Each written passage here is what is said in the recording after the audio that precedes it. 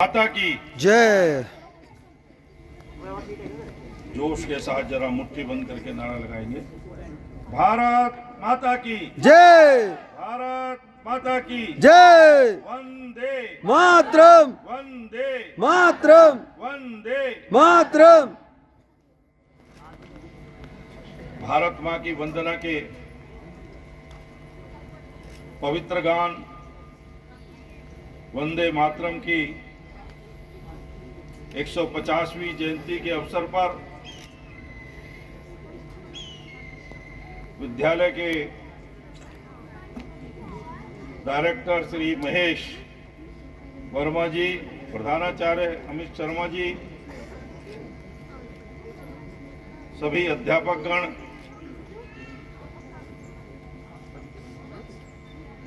सभी सम्मानित गण और विद्यालय में उच्च कोटि की शिक्षा प्राप्त कर रहे प्यारे बच्चों,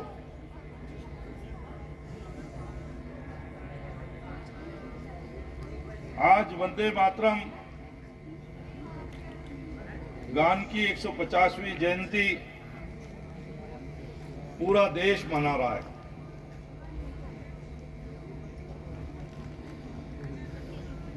अभी बताया भी गया कि 7 नवंबर 1875 को प्रखर देशभक्त बंकिम बाबू ने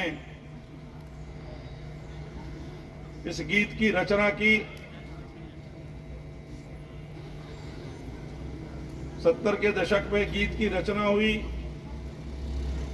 80 के दशक में प्रसिद्ध उपन्यास आनंद मठ में इसको स्थान मिला और सदी के अंतिम दशक में 19वीं सदी के अंतिम दशक में गुरु रविंद्रनाथ टैगोर जी ने इसको संगीतबद्ध करके कांग्रेस अधिवेशन में इसका गान किया। तब से लगातार ये गीत देश की आजादी के लिए समर्पित, देश की स्वतंत्रता के लिए संघर्षरत, स्वतंत्रता के दीवानों का मंत्र रहा। इस गीत को गाते गाते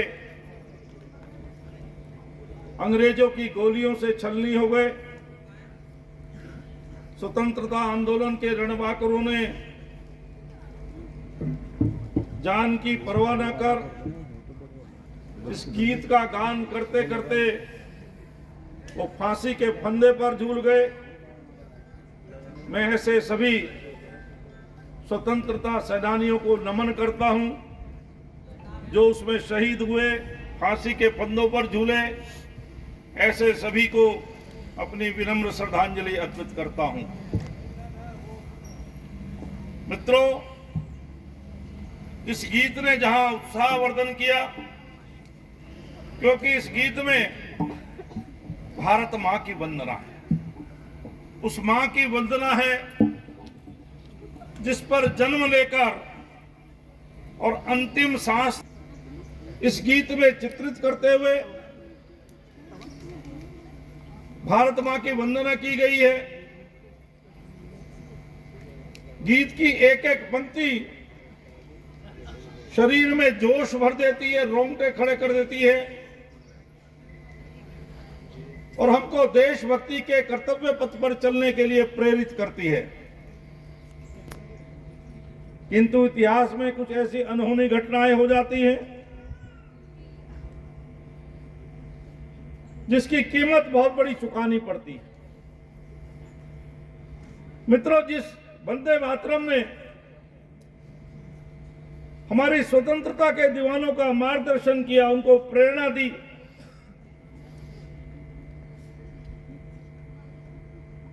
रचना के 75 वर्ष बाद जब हमको आजादी मिली, स्वतंत्रता मिली, तो ये दुर्भाग्य था कि देश का बंटवारा हो।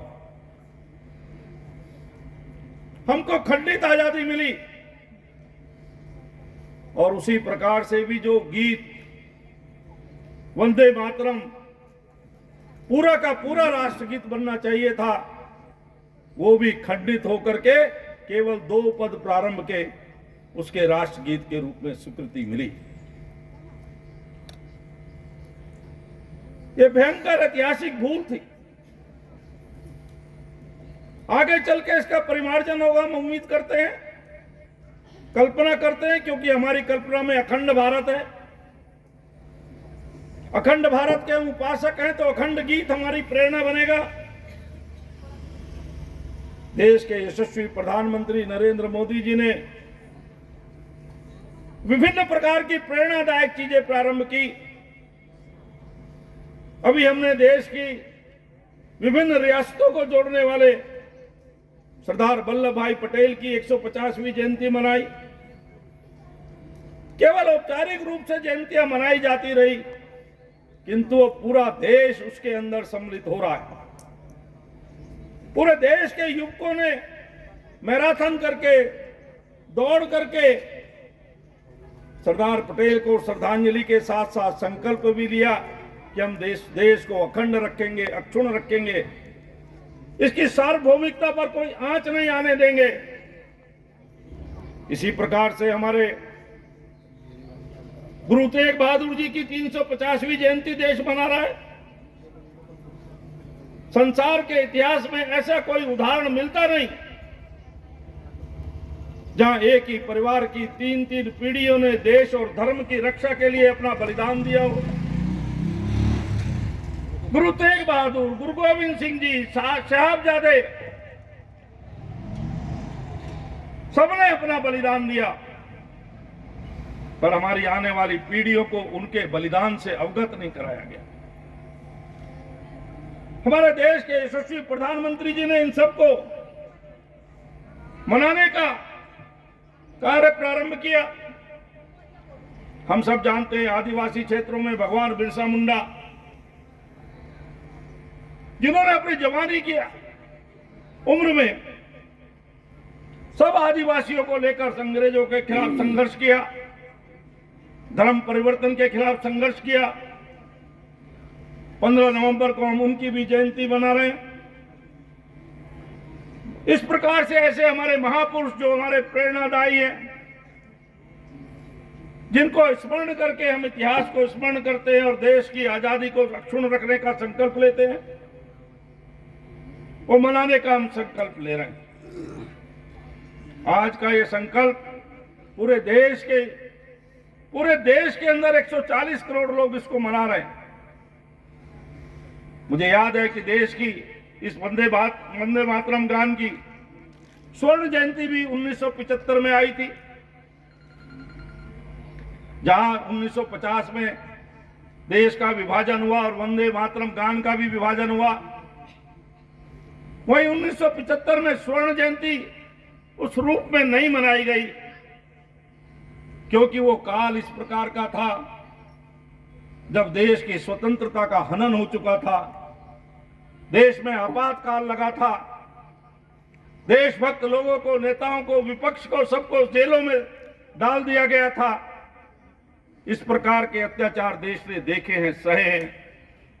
आने वाले समय में कोई शासक इस प्रकार के अत्याचार न कर पाए, केवल अपनी सत्ता की भूख के कारण देश को बंदी न बना पाए, इसके लिए हमको वंदे मातरम गीत प्रेरणा देता है।